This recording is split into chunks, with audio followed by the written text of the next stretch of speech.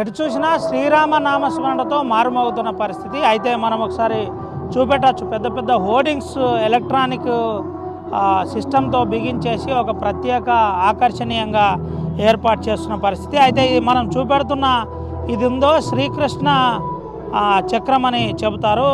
దీనికి సంబంధించి పురోహితులు ప్రత్యేక ఏర్పాట్లు చేస్తున్న పరిస్థితి. దీనికి అనుగుణమైన శ్రీకృష్ణునికి సంబంధించిన ఒక ప్రత్యేకమైన కాలచక్రాన్ని చూపెట్టే ప్రయత్నం చేస్తున్న పరిస్థితి. దీంట్లో అన్నీ కూడా ఒక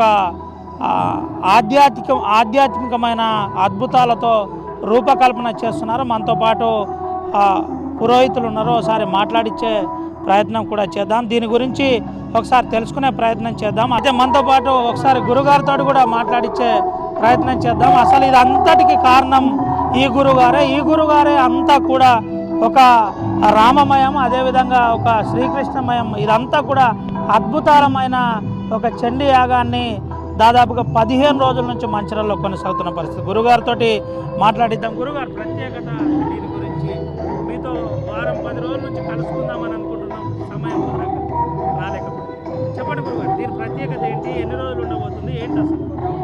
ఇది మనం ఫిబ్రవరి 15వ తారీఖు నుంచి మొదట మార్చి 2 వరకు అనుకున్నాం. దీన్నేమో మార్చి 6 వరకు 20 రోజుల పాటు మహాయాగం జరుగుతుంది. ఈ మహాయాగంలో సుమారుగా 500 నుంచి 600 మంది వేద పండితులు వచ్చారు. మొన్నటి వరకు ఉన్నారు, ఇప్పుడు కొంతమంది వెళ్ళారు. దీన్ని అయిత చండీ యాగం అంటే 10,000 చండీ పారాయణలు, 1000 హోమాలు అయితే అయిత చండీ యాగం. అలాగే 14,641 నమ్మకములు, 1331 చమ్మకలు అయితే అతిరుద్రం. అది కాకుండా అక్షర జపం గణపతి, అక్షర సుబ్రహ్మణ్య స్వామి జపాలు జరుగుతుంది. అది కాకుండా సీతారామ సామ్రాజ్య పట్టం సుమారుగా 36 భాగవత రామాయణ పారాయణలు అవుతాయి. అది కాకుండా 1,00,000 పైగా సామ్రాజ్య పట్టాభిషేకం యొక్క ఘట్టం జరుగుతాయి. భాగవతం కూడా సుమారుగా 7 భాగవత హవనాలు అవుతాయి.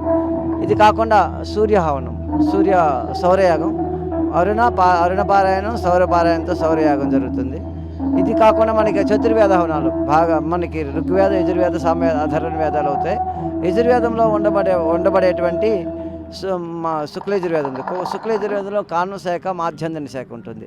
వాటిని కూడా హవనం, అభిషేకం, వాటితో పూట పారాయణం, హవనం జరుగుతుంది. ఇవి కాకుండా విశేషమైనటువంటి కార్యక్రమాలు విశేషంగా ఉన్నాయి. రోజు కూడా ప్రత్యేకించి కళ్యాణాలు, ఆ కళ్యాణాలతో పాటు రోజు కుంకుమార్చన, 1,00,000 కోటి కుంకుమార్చన, తులసిదళార్చన, బిల్వార్చన, అలాగే దీపోత్సవం, ఇంకా మీరు చూస్తున్న తమలపాకుల అర్చన, ఇంకా విశేషమైనటువంటి కార్యక్రమాలు ఉన్నాయి. ఇదే కాకుండా మన శివరాత్రికి విశేషంగా అహోరాత్ర అభిషేకాలు జరిగాయి. ఇది విశ్వశాంతిని ఆకాంక్షిస్తూ చేసేటువంటి యాగం అన్నమాట. ఇది ప్రజలు వచ్చినటువంటి భక్తులందరికీ కూడా ఉచితంగానే పాల్గొంటున్నారు. అది మీకు తెలిసే ఉంటుంది, నేను చెప్పాల్సిన అవసరం లేదు.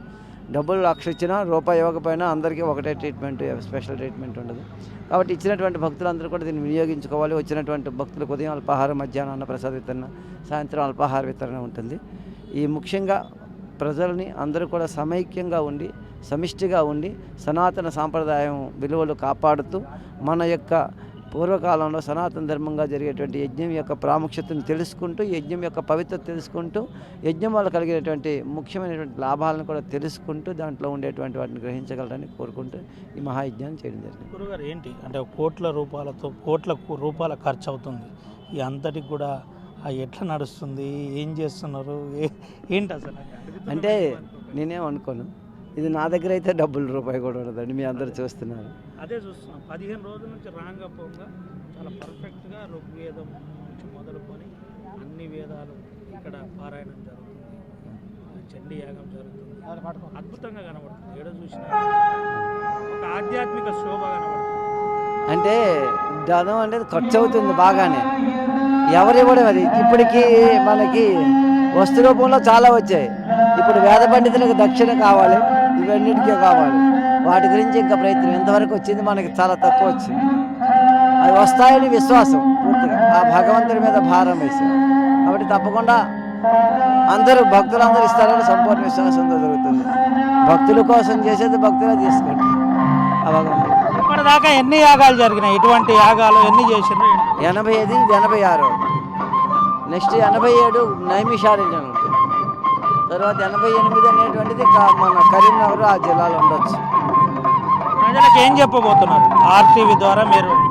అంటే ప్రజలు సమైక్య భావంతో ఉండి స్నేహపూర్వకమైన జీవనం గడుపుకుంటూ ధర్మయుక్తమైన జీవనం గడుపుకుంటూ అందరితో సమన్వయంగా నడుపుకుంటూ ప్రజలు పాలకులు సక్రమమైన మార్గాలు ఉండాలని, అధికారులు కూడా సక్రమంగా ఉండాలని, అలాగే రక్షకులు కూడా వీళ్ళు సమానంగా చూసుకోవాలని, వాళ్ళు కూడా రెస్పెక్ట్ ఇస్తూ గౌరవం ఇస్తూ దాన్ని జీవించాలని, నిరంతరం కూడా ఒకరిపై ఒకరు కాకుండా ఈర్ష్యాద్వేషాలు లేకుండా జీవనం సాగించాలని, నిరంతర ధర్మ మార్గంతో గడపాలనే ఉద్దేశంతో.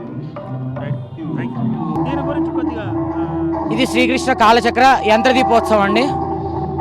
సాక్షాత్తు మన కాలచక్రానికి ఏ విధంగా అయితే కనుక స్వామీజీ వారి అనుగ్రహంతో మనకు నిత్యము కూడా ఎప్పుడు కూడా మన జీవితాంతం ఆ దీపం ఎంత కాంతివంతంగా అయితే ఉంటుందో మన జీవితాలు కూడా అలానే ఉండాలి అని చెప్పేసి అని స్వామివారి సంకల్ప ప్రకారముగా శ్రీకృష్ణ కాలచక్ర ఐదచండి అతిరుద్ర విశ్వశాంతి మహాయాగాన్ని మనం పురస్కరించుకుంటున్నాము. ఈరోజు శ్రీకృష్ణ కాలచక్ర కోటి ఒత్తులతో లక్ష దీపోత్సవ కార్యక్రమాన్ని మనం నిర్వహించుకోవడం జరుగుతుంది. ఇది పరిస్థితి. అందరూ సుభిక్షంగా ఉండాలి, అందులో అందరం ఉండాలి అని చెబుతూ సనాతన ధర్మాన్ని కాపాడాలి, ధర్మం యొక్క ప్రత్యేకత చెప్పే ప్రయత్నం చేశారు గురూజీ. ఆయన ఆధ్వర్యంలో ఇప్పటికే 18 యాగాలు చేశాం. ఇలాంటి యాగాలు కొనసాగుతూనే ఉంటాయి. అందరి సమిష్టి కోసం అందరూ సుభిక్షంగా ఉండాలి, దీనికోసం యాగాలు చేస్తున్నాం. అన్ని రకాల హోమాలను యాగాలను ఇక్కడ చేస్తున్నాం. ఖచ్చితంగా అందరూ పాల్గొనండి, మంచిని స్వాగతించండి అని చెబుతున్న పరిస్థితి కనబడుతుంది. సుమంతో రవినాయక్, ఆర్టీవీ, ఆదిలాబాద్. మరిన్ని వీడియోస్ కోసం ఛానల్ ని సబ్స్క్రైబ్ చేయండి. లేటెస్ట్ అప్డేట్స్ కోసం వాట్సాప్ ఛానల్ ని ఫాలో అవ్వండి. అండ్ లింక్ డిస్క్రిప్షన్ లో ఉంది.